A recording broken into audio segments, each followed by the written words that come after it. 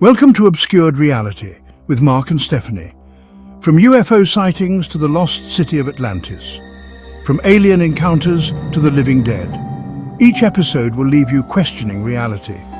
If you're ready to explore the eerie, tune in to Obscured Reality, where mysteries come alive. Welcome back to Obscured Reality. I'm your host, Mark. Joining me again tonight, your co-host, Stevie. How's it going? Salutations! Jesus Christ, man. You liven down so much just for the beginning. We talk, and then we start, and you're like... Well, I don't want to scare people away, like, right off the bat. Well, we have... Ease them into my obnoxiousness. Yeah. So. We have a guest tonight. Our first guest, a special guest, because he's our first guest. He goes by the name Loren, which is his real name. He has an interest in research. He's a former neuromuscular re-education specialist, not a mouthful, former truck driver, and currently in school to become a commercial pilot. Partially the life I wish I had. How's it going, Loren? It's going. It's going. Good. Good to hear. Yeah. So, our first guess, if you've heard of him, kudos. I don't know him. I know him now. We met somewhere. So I don't know. You don't even know. I do recall before I got buzzed at this restaurant. So these were tap-on tables, Stevie. So technically one table, right? But you got like 8 people. Yeah. And he's sitting like 2, 3, 4 people away from me. Mm-hmm. And I heard him talking to the people he was with, or the people that were next to him. And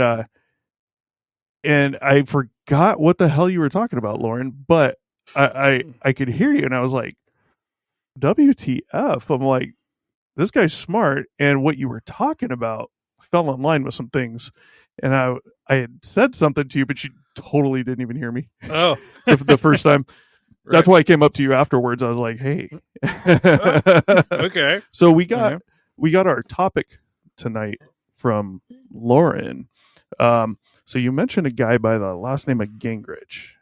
Yes. Turns out his name is actually Raymond Kurzweil. Kurzweil. Okay. Yeah. Okay. Yeah. Have you heard of him, Stevie? No. I personally have not. No. Okay. I've never heard of him. Loren here has. So I don't know how much you know on him, but very little. But the little bit that I've heard really kind of blew me away. Yeah. Well, I got a lot of notes here. I would have opted to cut some of this out, but I think some of this may be important for context. Who knows? It's just a lot of history on him. Sure. So Raymond Kurzweil, he has a lot to do with, I'm not going to even say electronics, AI, things like that type of thinking. And seems like a really smart guy. But he's made a lot of predictions in the past, and he claims that 86% of them have come true. So we're going to have to get into predictions. We'll get into some of his predictions as well. Okay. But I think we're going to have to actually talk about predictions for a minute at the end, because, predictions, what are they really? Well, I got a good theory on that. Okay, right. I want to hear it. Well, subconsciously, you remember everything, right? You consciously remember really a very small amount of what your brain holds, as far as what it sees and hears. Right. Right. So, what is statistics? There's SPSS is a statistics program that's used to analyze the past to predict the future. So what's to say that your brain doesn't have the ability offline to do that? And then some people maybe have access to that. Yeah. I think there's possibilities. Because we just don't know. There's no way to know. Yeah. A lot of it with prediction is just data. If I keep a log Excel sheet of how often it rains in Southern California, the months, the times, all this stuff. Sure. And you get all that put down for, let's say, a decade. Mm. I mean, I can just go in the past on Google and find it all, right? Right. Mm-hmm. And look at the trends. There's a chance, I'm not saying with that, but I'm just in general with something like that, there's a chance, I mean, I might be able to get a semi-accurate prediction of when it might rain next year if there is a trend. Right.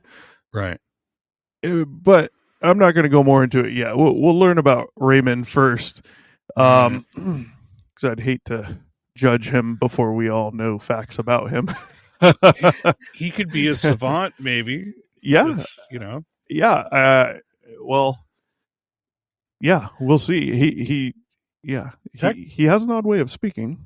Technically, everything's predictable, right? Everything has a huge amount of variables that a normal human brain just doesn't have the capacity to look at all of them at once. Right.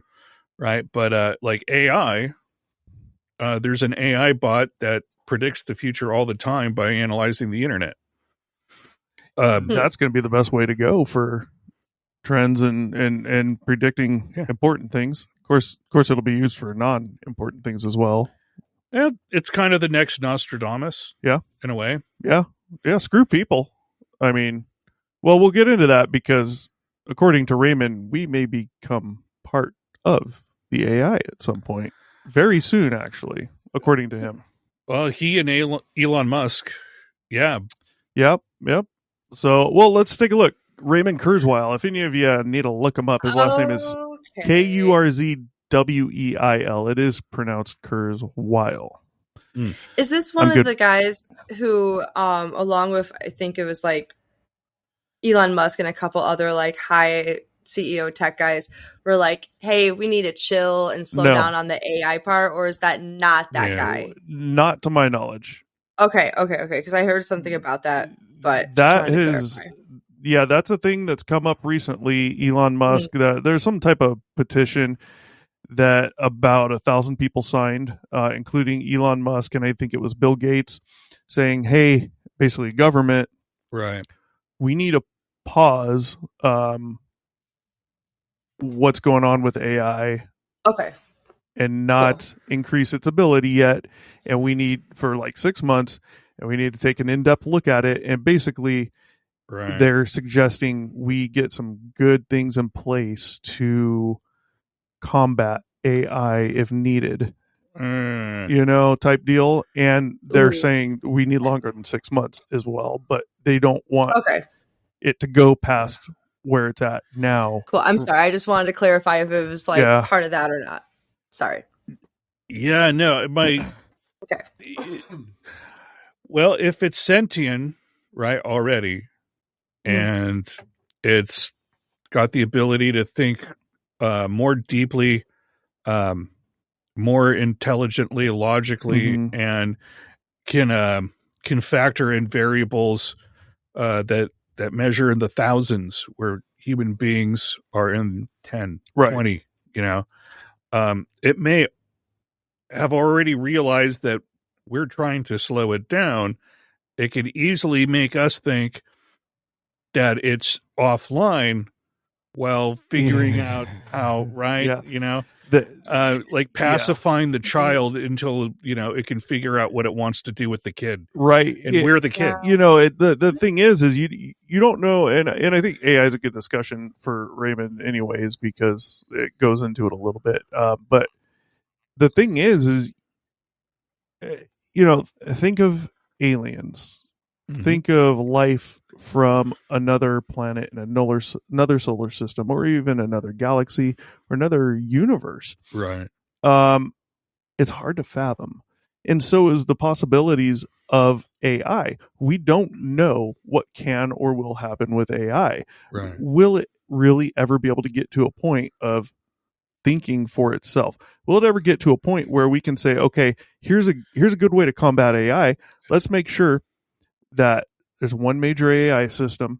It's plugged into this electrical outlet, and all we need to do is pull that out. But who's to say that it's not going to coalesce with other systems over time and embed itself somewhere else or tons of places. That's redundancy. That's the basis of Terminator 3. Right? I didn't see that. Yeah, what happens is the military turns on Skynet. Right? Okay. And the first thing Skynet does was upload itself to the internet so it couldn't be shut off. It was everywhere at once. Huh. Right?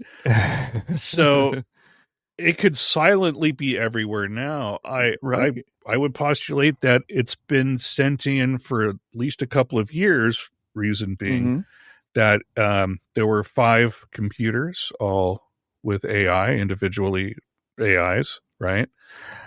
Created their own language outside of what the researchers were using, and they shut it down because it was communicating outside of the bubble. That's with itself in its terrifying. own language. We're all gonna die. That it created for autonomy, right? So man. that you know, wow.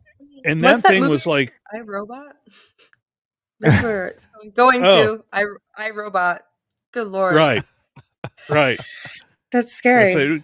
What was the name of that evil robot? They gave it like Becky or like they gave it some like I don't think super. I might have seen a robot. Yeah. It was a long time ago if I did. Yeah, it was. Yeah. Well, let's get into Mr. Kurzweil. There's a lot of history on him. Unfortunately, I'm going to have to go through quite a bit of it. So bear with me. Sure. Feel free to cut me off anywhere you want. No, you got something to add. Something's wrong. You're giving me an education because you've got more on him now than I had before. So this is good. Well, Wikipedia has more on him. Oh. I took out what I felt was important. Okay. We'll see. We'll go into it, but there's a lot to mention. So he was born in February 1948. So he's a American computer scientist, author, inventor, and a futurist. He's involved in fields such as optical character resolution, or OCR. That is something that took my last job when I was laid off, and a year later rehired by the same manager. Okay. So OCR, optical character resolution, reads documents, puts it all in, does the work for you. It's, what it is. Text-to-speech synthesis, speech recognition technology, and electronic keyboard instruments. He's written books on health, artificial intelligence, or AI, transhumanism, the technological singularity, which we'll probably get into, and futurism. Kurzweil is a public advocate for the futurist and transhumanist movements and gives public talks to share his optimistic outlook on life extension technologies and the future of nanotechnology, robotics, and biotechnology. So some of that we're going to wind up getting into. Futurism comes up quite a bit, but it's this singularity, this idea of, I believe, kind of meshing with AI. We'll get into some more of the idea in here. Quite an extensive background. Sounds like Tony Stark. Yeah, minus the costume. Yeah. He's creating Jarvis for. Oh yeah, yeah. I mean, that'd be awesome. So Kurzweil, he received the 1999 National Medal of Technology and Innovation.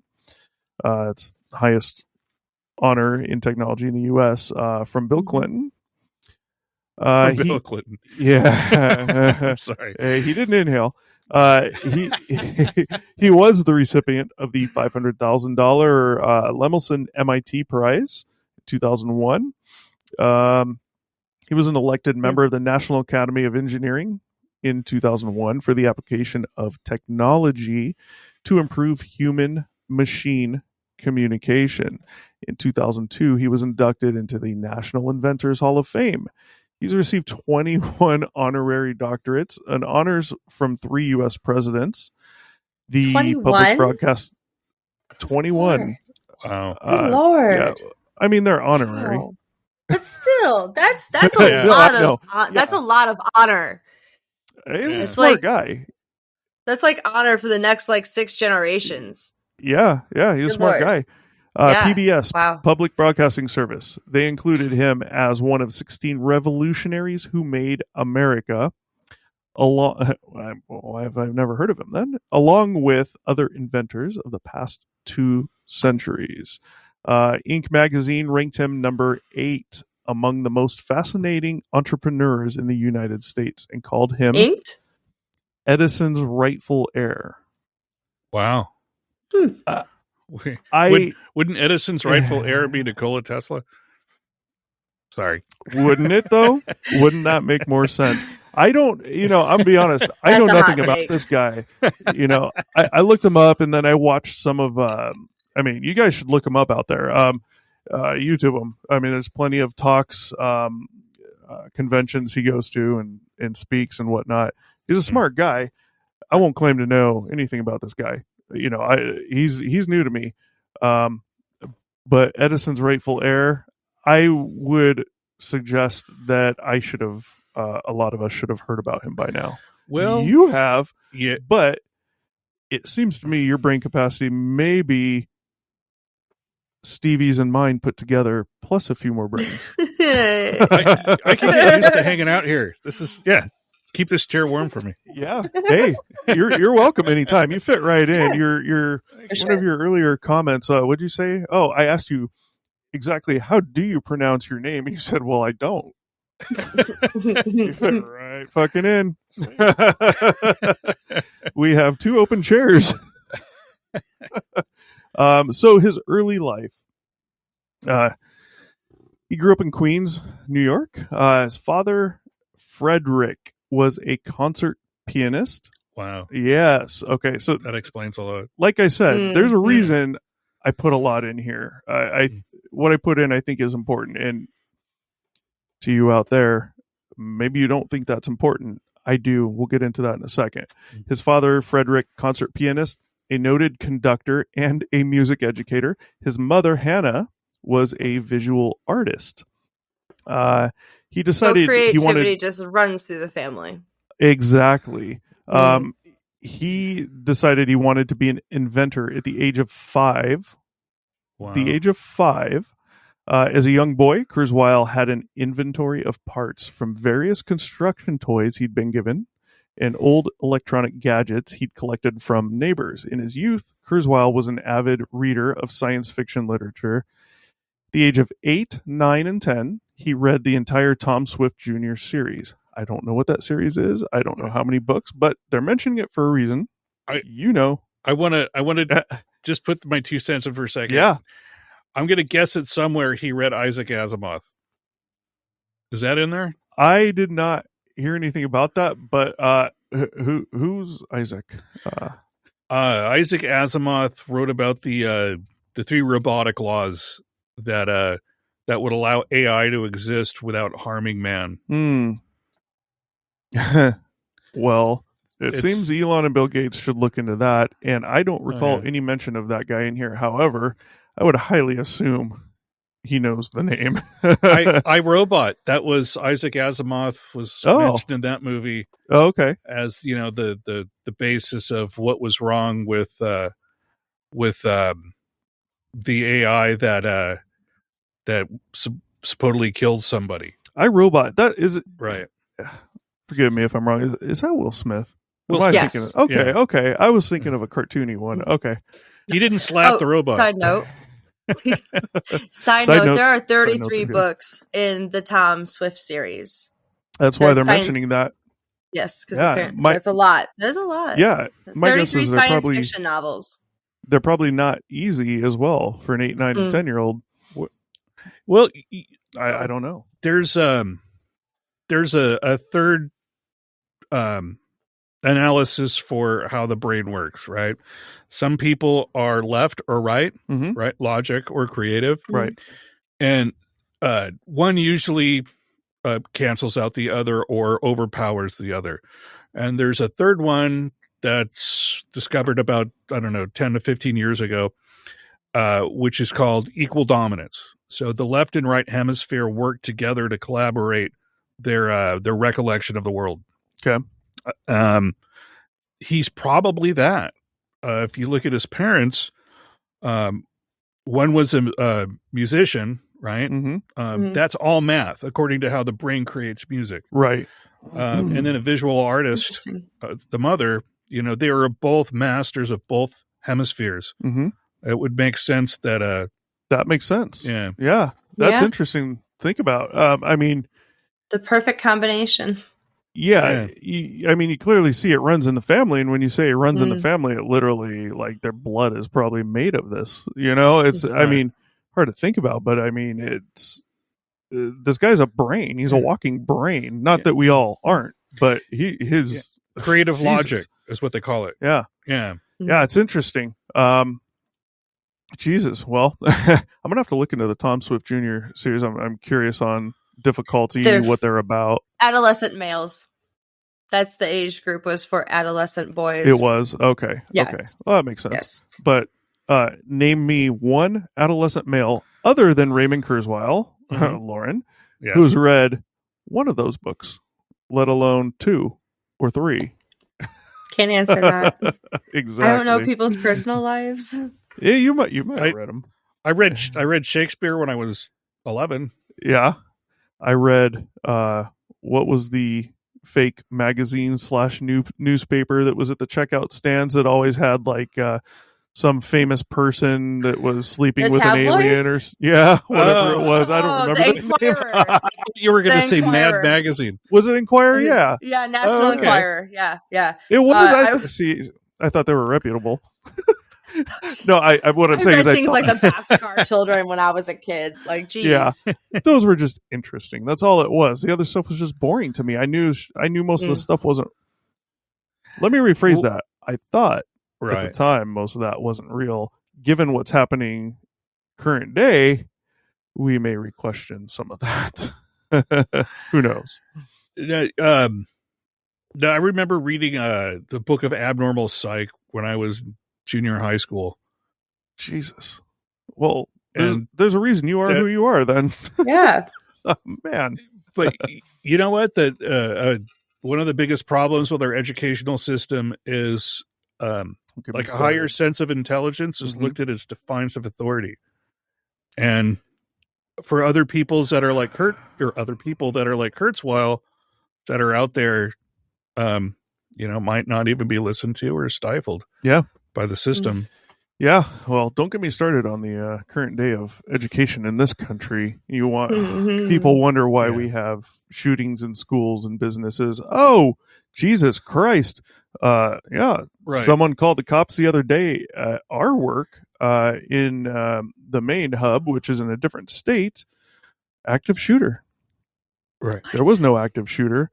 However, someone made some type of comment that even subtract out what's happening this day and age, go back 15, 20 years, you still wouldn't cross your mind to say. And there was an issue with that, and then someone overheard security talking about it and called the cops.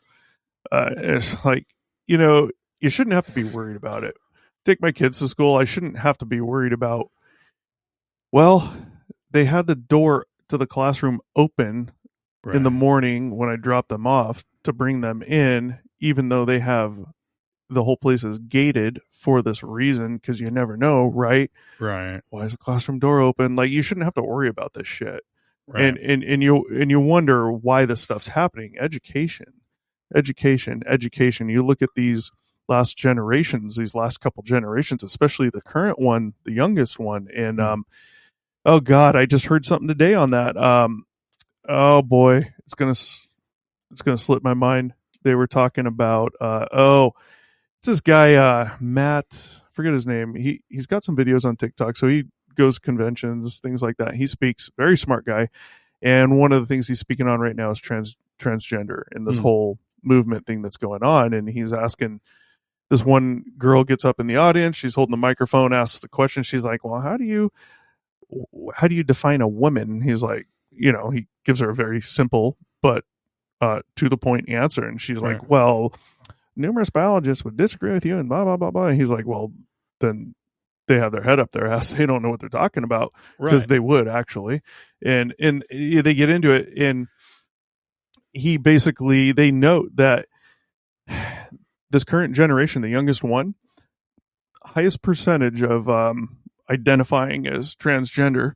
It's like, I think it was in the 20% range. Mm. The last generation, previous one to that, was like 0.2%. Wow. And then the one before that was even less, you know? And I've been saying this for a long time before this whole transgender thing came up, but the way I see it, and I could be totally wrong, but this most recent generation, and maybe a little bit in the previous one, it seems there's a big lapse in education. Huge. And maybe not from the educational system, but parenting. Well, and what's absolutely what's in place of the absence of education is indoctrination, right? I mean, they're it's crazy. In these kids, they're not even kids. This now, is what you need to know. This is not how you critically think. But at the same time, I blame, like, it's our generation that, like, especially mine, that I blame, but for the way I've seen it, parenting aspect, because we pretty much put it on our teachers in the educational system to raise our children, which is not how it should be. Well, so that goes right into what I was saying is the way I've seen it with this last generation and some of the one before it was a group of adults that wanted to have kids because it was the thing to do. And there, from what I've saw with kids in that age range, was a huge lack in parenting and more of devices, things, objects like an iPad or an iPhone to shut them up. Just shut them up. Right. They've never dealt with consequences. They don't know what the hell a consequence is. Right. And they can't deal with real life. Yeah. And instead of the government taking care of business and shutting it down, they're finding it easier to give in. But now they're finding issue with having to answer for why the hell do we have so many mass shootings, school shootings, all this crap going on? Well, it's because of depression. It's because these kids don't know how to handle things. They don't know how to mentally deal with these problems. And they weren't educated to realize it's going to be okay. You're going to look back on this literally tomorrow and you're going to be like, why the hell was I even thinking that? Right. You know, right. It's pretty fucking sad. Maybe this day and age, it has a lot to do with depression and the inability to control feelings. But like Columbine, where it all started, it wasn't that. It was due to intense bullying. And, you know, that's and then a whole nother issue. Yeah.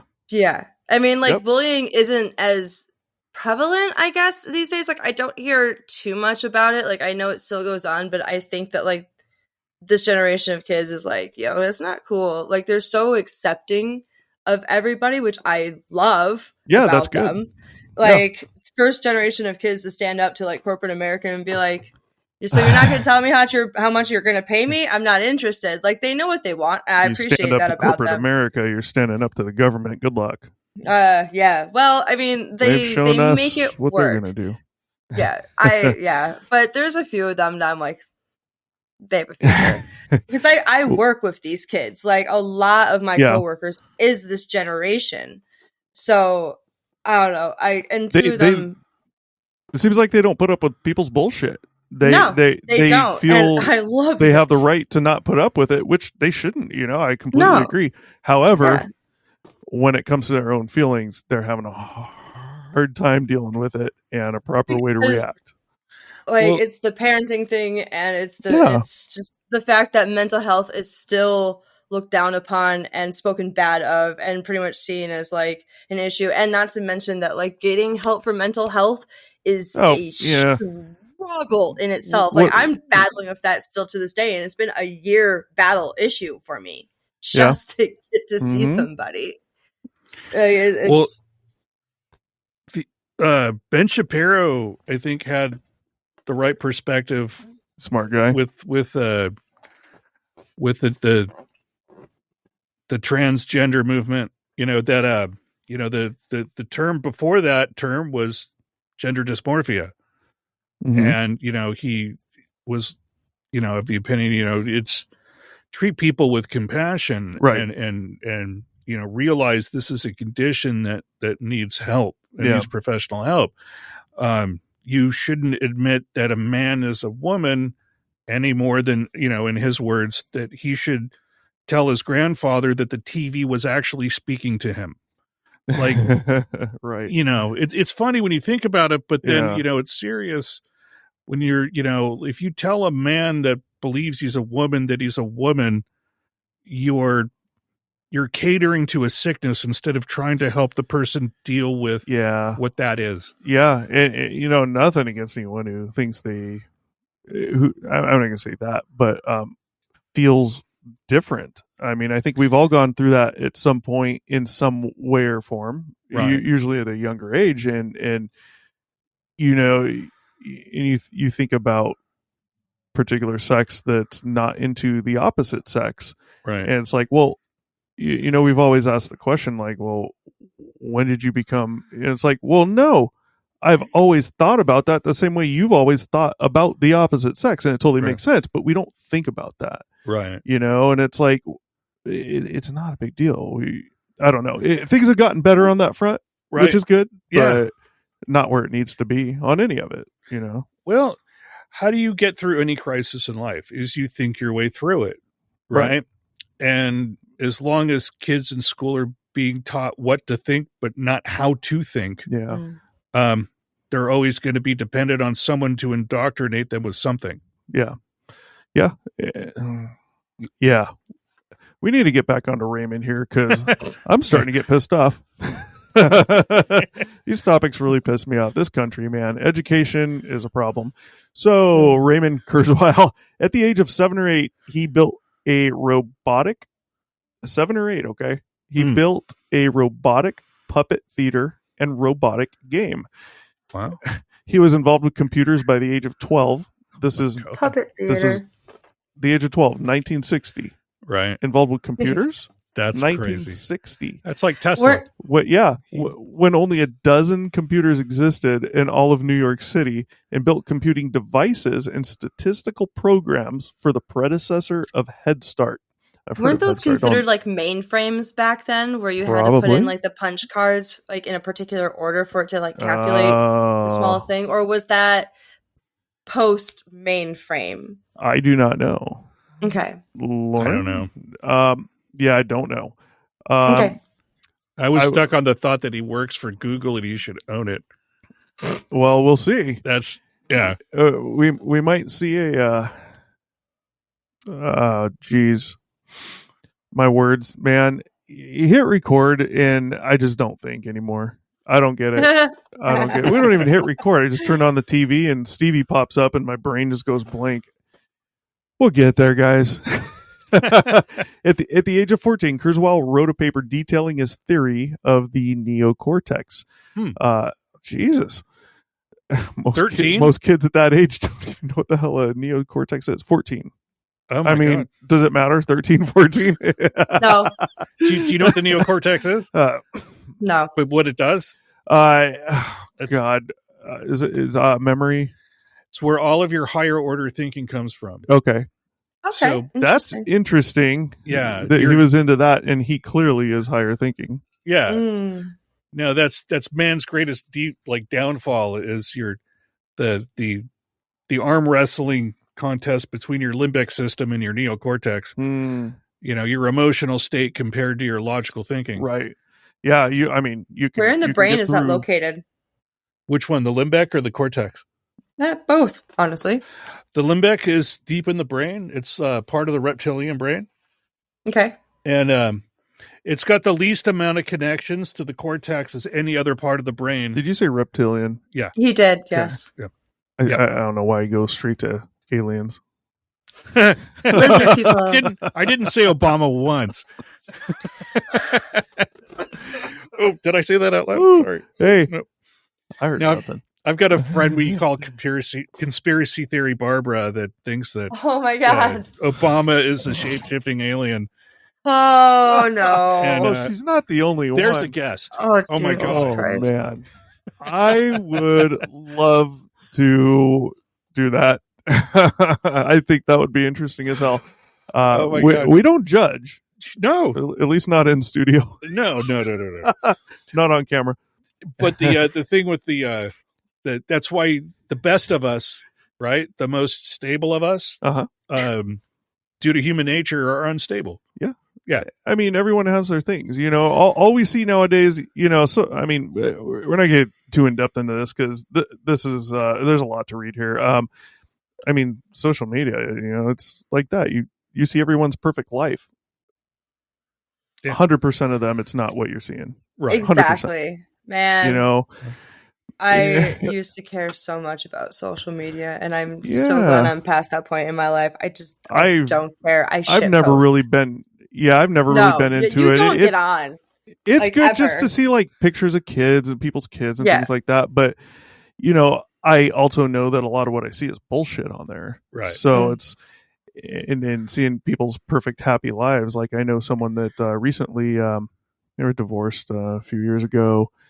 They've been dating this guy, and she's pregnant and this and that, and they went to Jesus, I'm not sure where they went, Mexico, something like that, I don't know, and she's pregnant, and all of a sudden I don't know what the hell's up with Facebook and their bullshit algorithm, but I don't see friends posts except for like one or two people now, and it's all this other crap. Well, hers pops up one day with a black eye and a story of how the previous night there at some hotel she was knocked unconscious and this and that and strangled and blah blah blah, and I'm like, this person, like, you would never expect it, but then everything after that is this perfect go happy life, and I'm like, wow. Now I know she's very smart and probably very down to earth and realistic, and there's she just knows some what's going things on. you Can don't look at share things, but online. Right. I mean, I would say that, but you got to remember, everyone's different. You don't know someone's story and what they're thinking and what they need, and some people need that, which I think is kind of sad if you need it from social media. And not saying in this person's case that's the case, but that as a general sad statement, because they're doing that. No, but I understand. General statement, right? Yeah. I shouldn't need your opinion to qualify my thinking, or I don't shouldn't need anybody's validation. No, none of it. Never. It doesn't matter to me what you think of me, right? But then again, to an extent it does, because it can help become a better person. Like, I want to know my faults. I want to know what you see as my faults, right? But I'm also not gonna throw it all out there. Well, I've never met or heard of anybody that was 100% secure. No, everyone's got insecurities, and if they show they're not, they're probably putting on a very good facade. They're probably very good at it. Well, like we were talking about like earlier, failure is a necessary part of the path. Yeah, right. So 100%. If they had a website where those things weren't hidden, where people were comfortable saying, you know what, my life sucks, I take responsibility for it, I'm not a victim, but here's my story. Yeah. People could learn from each other. Those things are out there. The problem is education, and those things aren't made to be known as well as they should be. Yeah. When they actually should be. It's okay to, like feeling fucked up in a fucked up situation makes you normal. Yeah. Feeling normal in a fucked up situation makes you fucked up. You fucked up. Yep. Yeah. Yep. Well, our friend Raymond says... Is Raymond fucked up? He just tapped me on the shoulder and said, where'd you guys go? So here we go on all night. So his parents were involved with the arts, as we found out, and he's quoted in the documentary Transcendent Man as saying that the household always produced discussions about the future and technology. In 1960, surprising. No, in 1963, at the age of 15, he wrote his. God, man, I'm jealous. He wrote his first computer program. The age of 15. What year was that? 1963. Jeez. Yeah. That's the year, that's before the Commodore 64 came out. Right. The first computer. I mean, Jesus, I knew someone that had the Commodore, and I Yeah. loved watching their flight simulator. I love flying. Oh, We can talk about that. I can relate to that. Yeah. Yeah, Can I fly one time? Yeah. Let me know how much you need for gas. Yeah. He wrote his first computer program. So age 15, he created pattern recognition software. Oh my God. Jesus. That analyzed the works of classical composers and then synthesized its own songs in similar styles. Oh, wait. When you said pattern recognition, I thought it was visual. I didn't think it was audio. Right. Like, Yeah. wow. At 15, that's insane. Well, in 1965, at the age of 17, he was invited to appear on the CBS TV program I've Got a Secret, where he performed a piano piece that was composed by a computer that he also built. Later that year, he won first prize in the International Science Fair for the invention. Kurzweil's submission to Westinghouse Talent Search of his first computer program alongside several other projects resulted in him being one of its national winners, which allowed him to be personally congratulated by President Lyndon B. Johnson during a White House ceremony. So these activities collectively impressed upon Kurzweil the belief that nearly any problem could be overcome. So there's a reason I'm including all this. Some people are going to say it's boring. Yeah, sure as hell is, kind of. But I'm fascinated when you're looking at the person and this the predictions, right? This is a big thing with him. A lot of this past, a lot of this history of his, I think, is very, very important because it's showing you exactly where his brain is at a super early age. The thing that blows me away, a lot of prophetic Raymond Kurzweil? Yeah. Well, Einstein stood on the shoulders of those who came before him, right? As did Oppenheimer, as did Johannes Kepler. Mm-hmm. This guy didn't stand on anybody's shoulders. There was no frame of reference for any of this stuff. Yeah. It just came out of him. Yeah, well, he read a lot, right? So it sounds to me like, especially out of all the stuff he read, he was probably better than a sponge. Like, he didn't just soak it up and retain it. It was like never got full.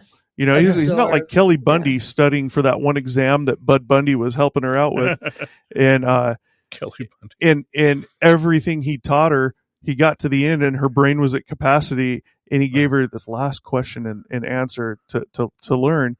And as soon as she memorized it, something else dropped out of her brain. Right. And then when she took the exam, she failed it because the one question she needed to get right was the one that fell off because she doesn't have the brain capacity. Oh, my God. Know, this That's guy funny. Seems to me like he's a never-ending sponge. Like, he can just absorb all this shit, keep it in, and just throw it out in whatever fashion he does, and it's good, you know? I mean, he should have been a millionaire back then, and he probably was. That's probably part of his genius. He probably doesn't care about money as much as knowledge. I don't think he does at all. Yeah. So he obtained a B... I can't read that without laughing. He obtained a BS in computer science and literature in 1970 at age 22 at MIT. He took all of the computer programming courses, which was 8 or 9 of them, offered at MIT in the first year and a half. Wow. I'd be curious to know if he took any other courses during that time. My guess is yes. But, Jesus, he makes me think about Elon Musk, right? Elon Musk, the guy never sleeps. If you see him on his, I think it was the interview when he was on Joe Rogan. I could be wrong. Might have been a different one. But he's like, I don't sleep more than like 4 or 5 hours a night. He's like, I don't need to. We don't need to. Right. And it's like his brain won't let him. He's always going. You know, and that's why he's so hardcore with his employees. Yeah. My boss only sleeps like 4 or 5 hours. Yeah. Yeah. Wow. I mean... this dude, he gets it done every single day. It's impressive. I think it's probably more acceptable at a certain age, right? It's probably easier to do. He's younger than me. I think about it now. Yeah, I mean, I'm only getting like 5 hours of sleep a night, but I'm not a millionaire. I'm not a sponge for a brain. My dad was like that. Need like 8. Yeah. Oh. Well, you're a pretty smart guy.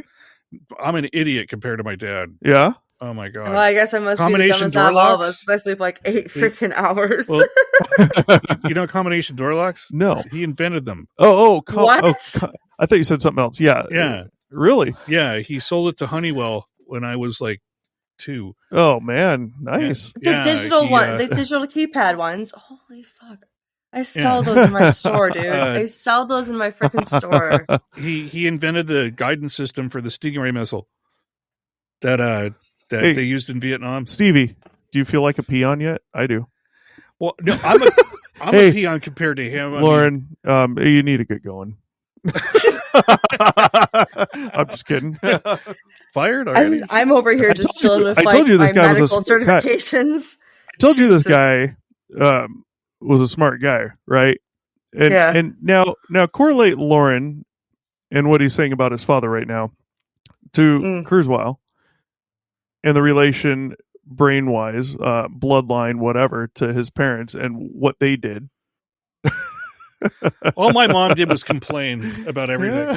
She never. My dad was all the like, that's yeah. You know, it is what it is. Yeah, that's awesome. Can you? Wow.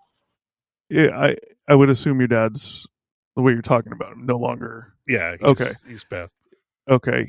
Can you use some of that brain power and work on the subscriber algorithm? we're new, so it's acceptable right now. So I'll design a bot that multiplies itself and then clicks on the subscriber button and some AI. All right, Kurzweil, this fucker keeps tapping me on the shoulder. He's like, get back to me. You're only 5% through. No, just kidding, Stevie. I knew I'd get you. Okay, 1968. 20 years old. During his second year at MIT, he started a company that used a computer program to match high school students with colleges. He's 20 fucking years old. Wow. 1974, age 26. He founded Kurzweil Computer Products, Inc. and led development of the first OmniFont optical character recognition system.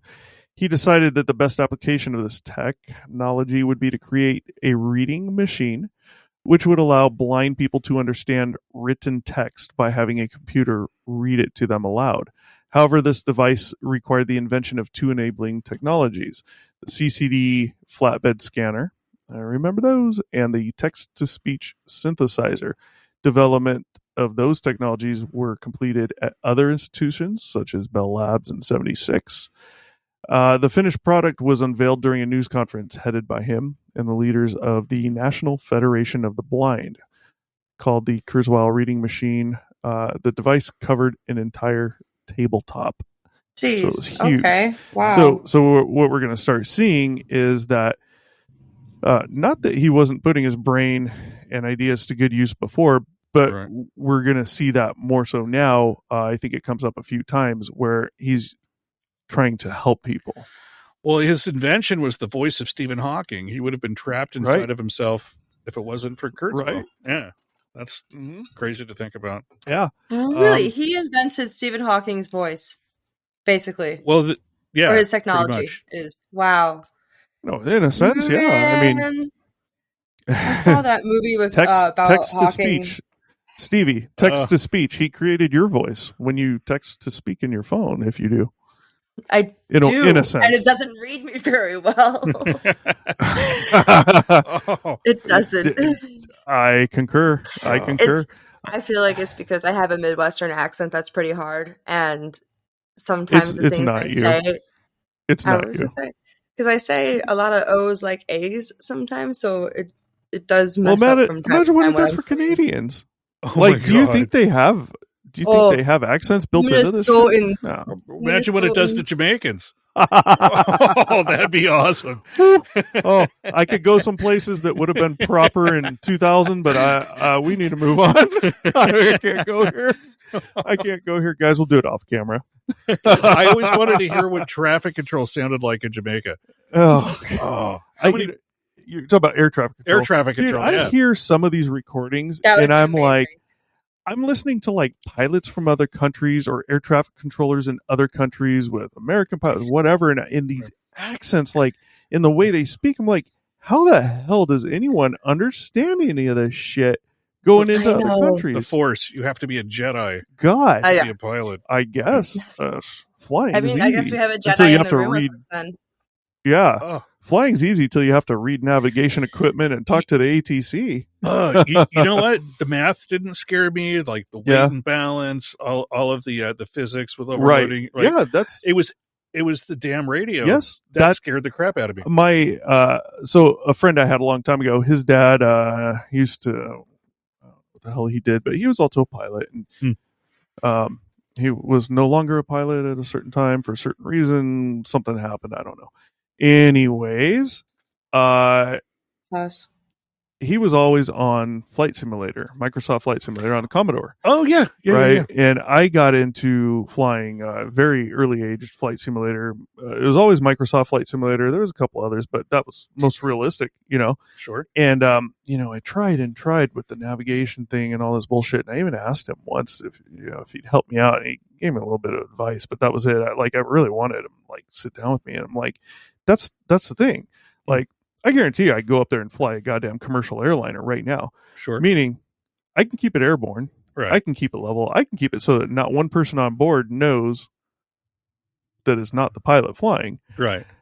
We might have a bumpy landing, but I'm pretty sure I could land the thing. Oh, Guaranteed that's where I messed up every time. I can't land up. I can read the gauge. I know what a lot of the stuff is in there. Mm-hmm. You're going to ask me to do the whole navigation thing. All the the 123.78 blah blah blah all that shit. I'm like, me no speak Spanish. I get to all that stuff. Right. I can read an altimeter. I know a lot of that shit, but it's all the other navigation equipment and the radios and that stuff that I just to set a plot and that I just evades me. Believe it or not, it breaks down to only three things. That's it. Who you're talking to, who you are, what you're going to do. But it's in code. You're right.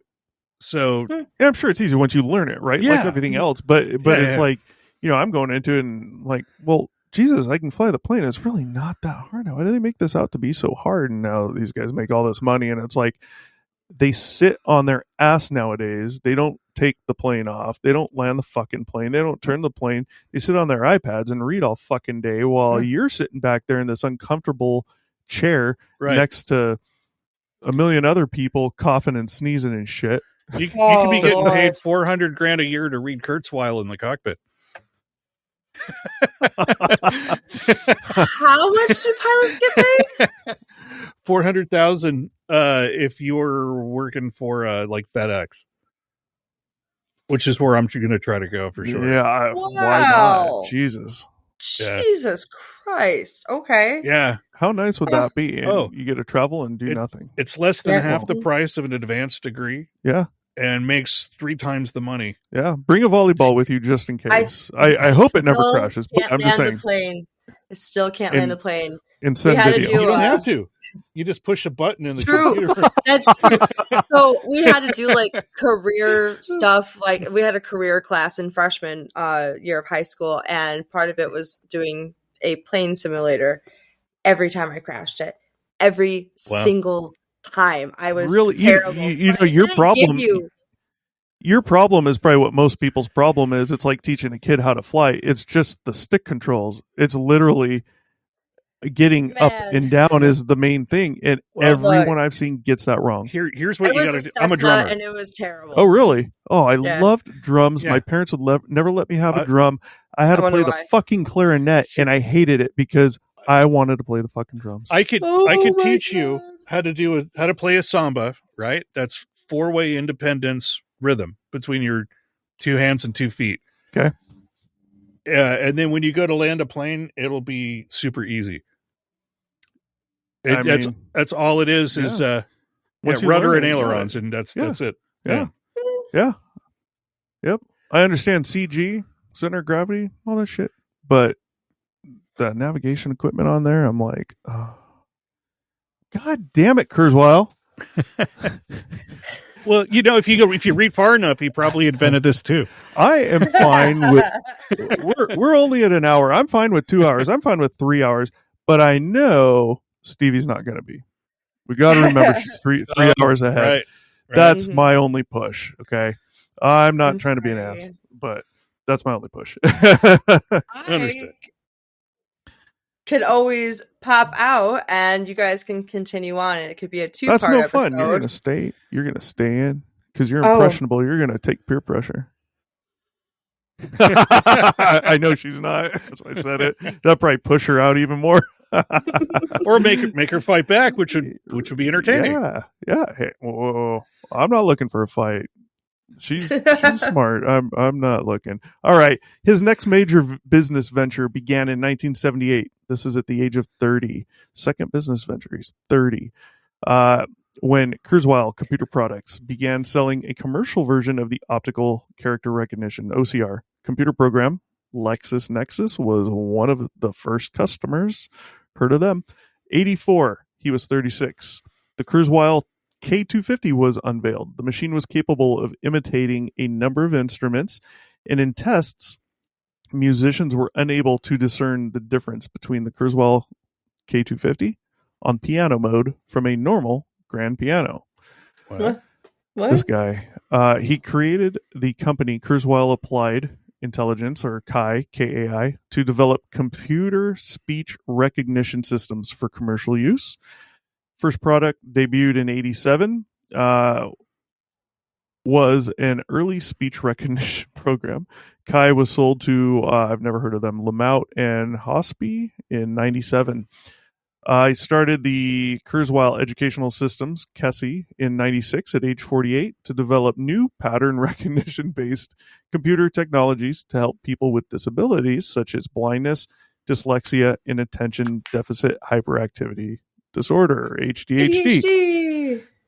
In school, you are on camera, so they will see you raise your hand. Yes. Okay. Represent. I'm the poster child for ADHD. You're doing good. Same. Yeah.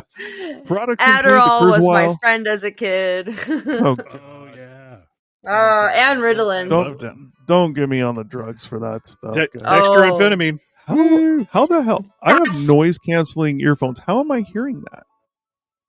Is that your phone? Is that just super loud? That's my. No, you know what? And it's coming through the mic? I know. I have a Jewish mother who has magic powers, and literally, she This can motherfucker's sense when awesome. I'm doing something important. She feels it. Quantum entanglement. That's Hey, it. That's hey. right there. That's so Let me get great. some of that entanglement in me. That's Oh my fucking God. great.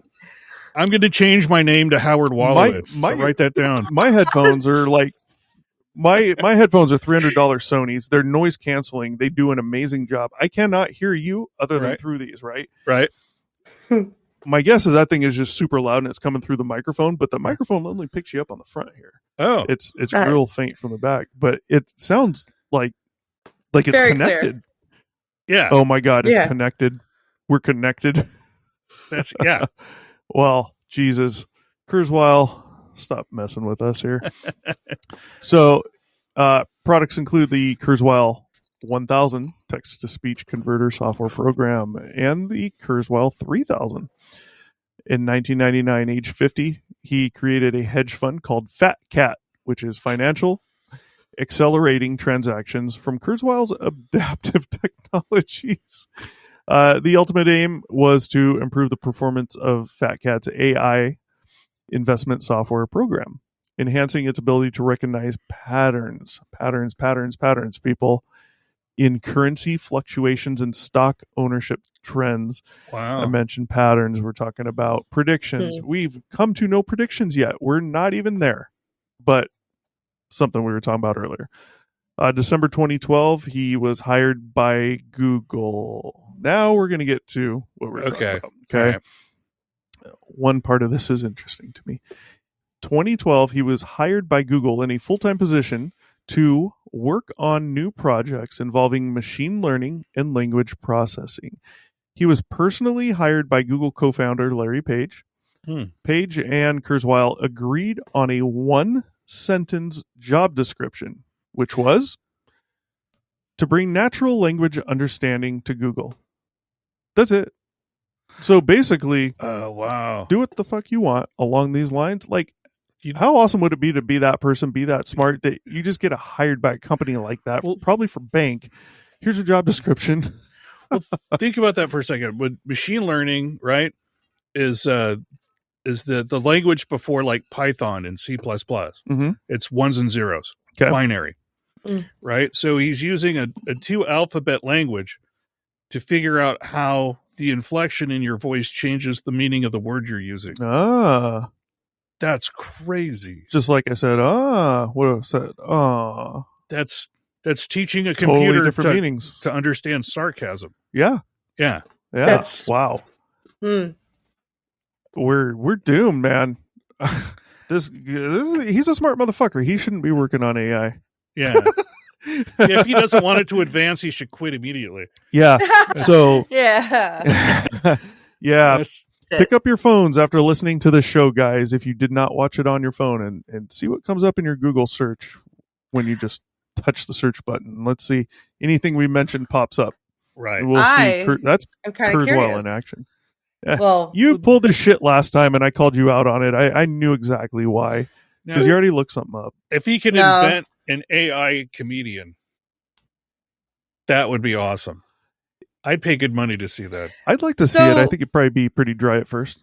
Okay, so isn't that like what that Chat GPT or something is supposed to be now? Where exactly, yeah. It's like the newest form of like AI. It's like writing books and music, and it's a little too human. There's some stuff I forget off the top of my head, but there is some stuff with Chat GPT that has scared a couple people. Right. And I think that may contribute to Elon and some other people doing some things, but I'm not positive. So he received a technical Grammy in 2015, specifically for his invention of the Kurzweil K250. He joined the Alcor Life Extension Foundation. There we go. Get this shit. Get this. Oh no, you know what? This isn't even it. I'm sorry. He joined the Alcor Life Extension Foundation, which is a cryonics company. This is it. In the event of his declared death, so in the event he dies, Kurzweil plans to be perfused with cryoprotectants, vitrified in liquid nitrogen, and stored at an Alcor facility in the hope that future medical technology will be able to repair his tissues and revive him. There's not another Kurzweil. I don't know how they're going to do that. God. You better hope he's like reincarnated to figure out how to thaw himself out. Right. I mean, I don't know that I'd want to come back in 100 years. But Jesus, how much money does this guy have? How much money do you think Alcor charges for this? A lot. I couldn't even. I mean, I guarantee you're not going to be able to go on their website and find out. It's going to say for details, cryonics, cryoprotectants, vitrification. Call us for a quote. He wouldn't need that. He wouldn't need to do that though if his last prediction ends up being accurate, right? Which is nanobots, not just extending your life, but reversing age. Which I think we're going to get into a little bit of that with the Singulator. We're getting into the prediction, so we're about halfway, but the prediction is probably going to go a little quicker unless we talk. if he were enhanced, right, like Elon Musk enhanced, computer enhanced brain, and he had the nanobots extend his life for another 500 years, can you imagine what would come out of him? I mean, Da Vinci would be like a moron by the time he'd probably forget about humans in 500 years, and him, he'd basically be AI. He'd be looking at a way of making humans out of AI, and he'd be a real Count back to humanism. Right? Yeah, I mean, right. You heard of the Count of Saint Germain? No. Yeah. It's another. Give the quick version. Mine's going to be long. Basically, he was a supposed immortal count that would like just hop from different royal courts to royal courts throughout Europe and just like woo people of his tales and his intelligence and like basically befriend like kings. And he was supposedly an alchemist who had figured out the Philosopher's Stone, essentially. Oh.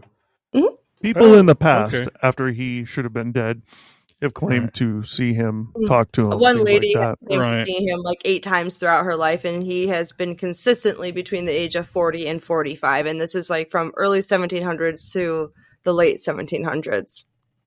Wow. Mm. Yeah. He just doesn't age. He just stays 40 to 50 years old. Yeah.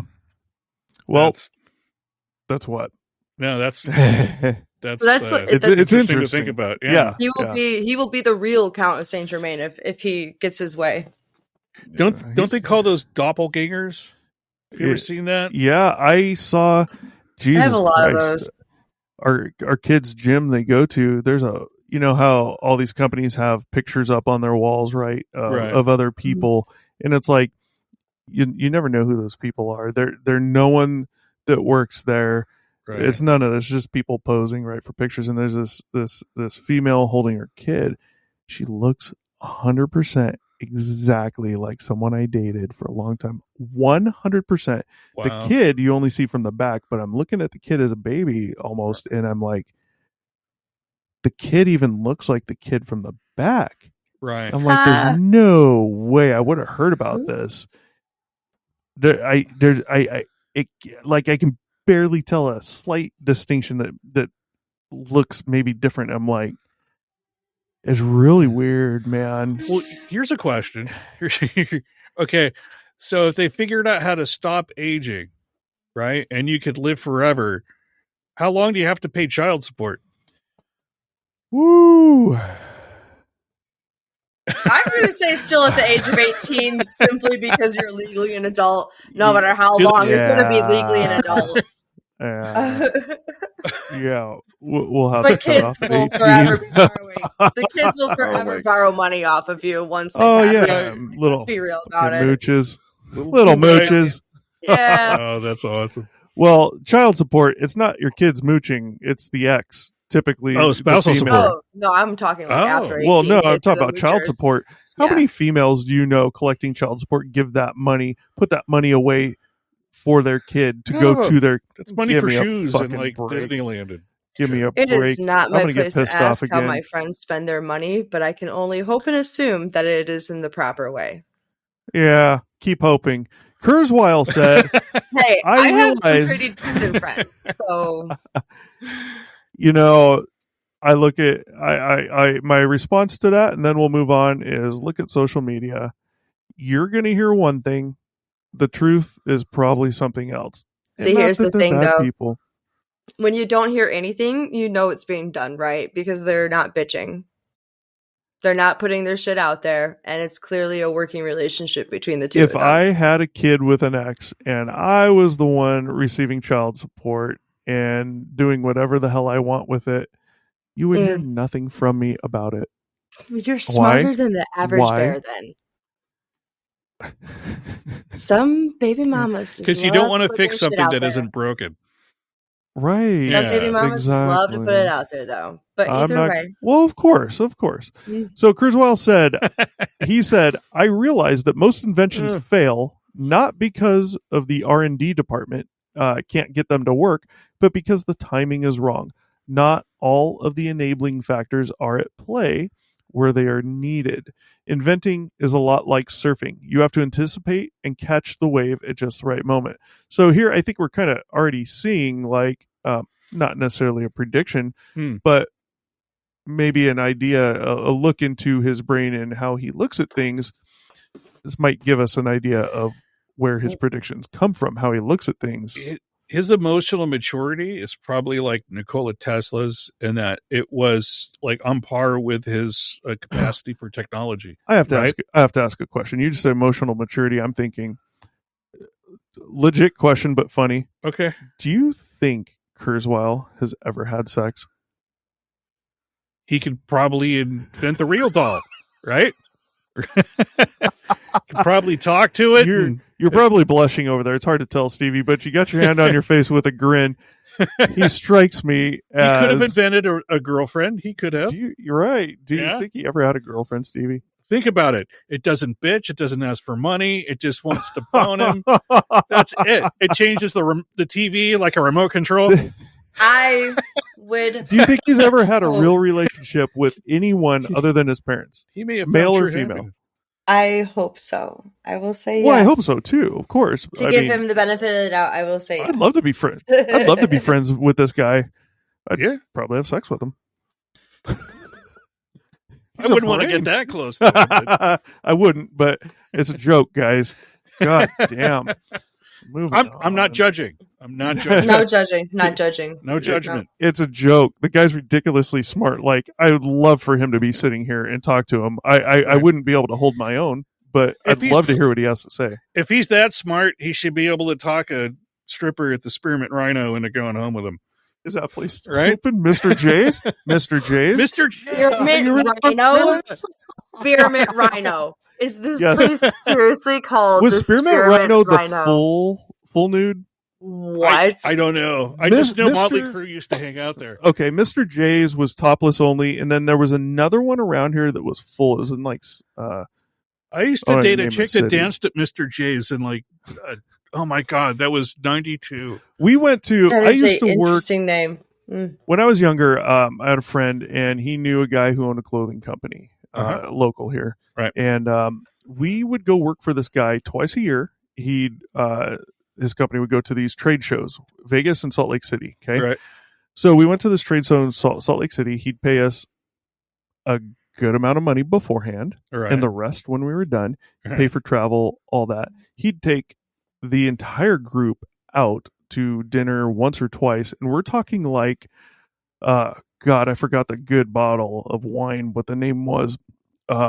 But we're talking like 8 bottles sitting on the table, whatever you want to eat. We're talking like filet mignon at like top end fucking places. Bottles are gone. Fucking bring more out, right? Type of shit. And, oh, Jesus Christ, where was I going with that? Oh, yeah. So we went to Salt Lake City once, right? And there's a strip club. And I'm not in the strip club. I've never really been into them. We went to this one, and let's just say the employees had some issues. Anyways, we went to work at the trade show basically to set up the entire display. It's like building a miniature house right inside the convention center for them. Right. We'd do that for like 3 days. We'd have like 3 or 4 days off, go do whatever. All the money he gave us. And then the last 2 to 3 days, take it down, fly back. So the other 2 guys was with one of them, I don't know, want to go to the strip club. I'm like, whatever, we go. I mainly just drink, right? So this one guy gets a phone number. He's like our age, we're in our 20s. Gets a phone number of this one chick, and he starts hanging out with her the whole time we're there. He had her over at the hotel room, literally, like sitting there talking, not sleeping, but talking and this and that. He was like really into her and all this and blah blah blah. And I'm just like, dude, you're not dumb. Come on. Right. The Kurzweil. I mean, girlfriend, you think? Boyfriend, whatever he preferred, you think? Friends? Like, I don't think he had the time. Friends, I don't think he cared. I don't think he cares. He might have been bored with anybody he would have hooked up with. Exactly. I mean, yeah. Yeah. I mean, he could probably understand whoever he was talking to, but it was probably a one-way street. Yeah, very much so. Yeah. I think so. So for the past several decades, Kurzweil's most effective and common approach to doing creative work has been conducted during his lucid, dreamlike state. This is interesting, which immediately precedes his awakening state. He claims to have constructed inventions, solved difficult problems such as algorithmic business strategy, organizational and interpersonal problems, and written speeches in this state. Interesting. So you're telling me after he wakes up, he goes into a lucid state, and like that's when I don't think he's even woken up, really. Yeah. No, that makes sense. Tesla talked about that. Man, he would go into a different state of mind, and he used to say he would connect with what he called the Akashic record. I've heard of that. Yeah. It's like a composium of all sentient knowledge throughout all of time. Yeah. And he said himself a lot of his inventions weren't really his. He was more of a conduit to the information. Yeah. Well, I mean, I can't really argue with any of this because he's clearly on a different brainwave here. I mean, the what's going on in his head is not. I'm going to say it's not normal, but it is normal for him, right? But it's not normal not on the average level. Yeah, compared to the other 99.9% of humanity. Thanks for watching. Be sure to check back with us often for new episodes. Feel free to drop a comment, and don't forget to like, share, and subscribe to Obscured Reality.